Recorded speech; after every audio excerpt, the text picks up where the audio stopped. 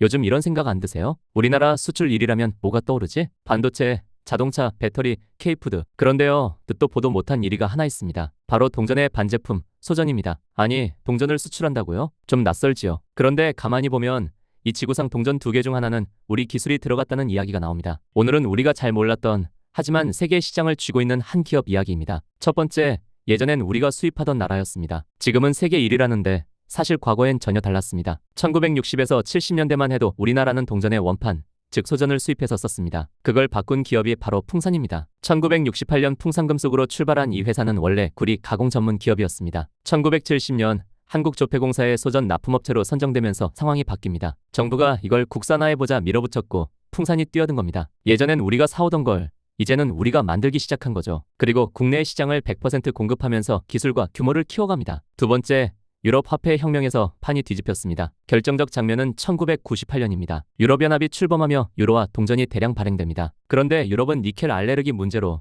노르딕 골드라는 특수 합금만 사용하기로 합니다. 여러 나라 기업들이 도전했지만 대량 생산에 실패합니다. 그런데요, 한국 기업이 한 달 만에 성공합니다. 풍산이었습니다. 이걸 계기로 유럽 시장을 뚫고 이후 70여 개국에 소전을 공급하게 됩니다. 2000년대엔 세계 입찰 시장 절반 이상을 차지합니다. 예전엔 수입하던 나라가 이제는 세계가 찾는 나라가 된 겁니다. 예전과 많이 달라졌습니다. 세 번째, 울산의 공급망 구조가 핵심이었습니다. 그런데 이게 조금 이상합니다. 동전이 그렇게까지 기술력이 필요한 걸까요? 가만히 보면 구조가 바뀌고 있어요. 핵심은 공급망입니다. 울산에는 LSM&M 그리고 고려아연 같은 세계적 재련 기업이 있습니다. 고순도 구리와 아연을 바로 옆에서 공급받고 풍산이 합금 아변 가공을 합니다. 수십 년 쌓인 구조입니다. 원가를 낮추려면 규모가 필요하고 품질을 유지하려면 기술과 공급망이 필요합니다. 이게 우리가 몰랐던 부분입니다. 네 번째, 동전은 줄어드는데 왜 더 강해질까? 요즘 체감되시죠? 동전 쓸 일 거의 없습니다. 카드, 간편결제, 현금 자체가 줄어들고 있습니다. 그럼 이 회사도 힘들어지는 거 아닐까요? 그런데 또 여기서 구조가 바뀝니다. 산업화가 진행 중인 국가들은 아직 동전 수요가 많습니다. 게다가 경쟁하던 나라들은 수익성이 낮아 하나둘 철수합니다. 결국 만들 수 있는 나라가 줄어들고 있습니다. 그래서 오히려 점유율은 더 높아집니다. 이게 과연 아이러니일까요? 다섯 번째, 방산이라는 또 다른 축입니다. 그리고 풍산에는 또 하나의 큰 축이 있는데요. 바로 방산입니다. 동전도 구리,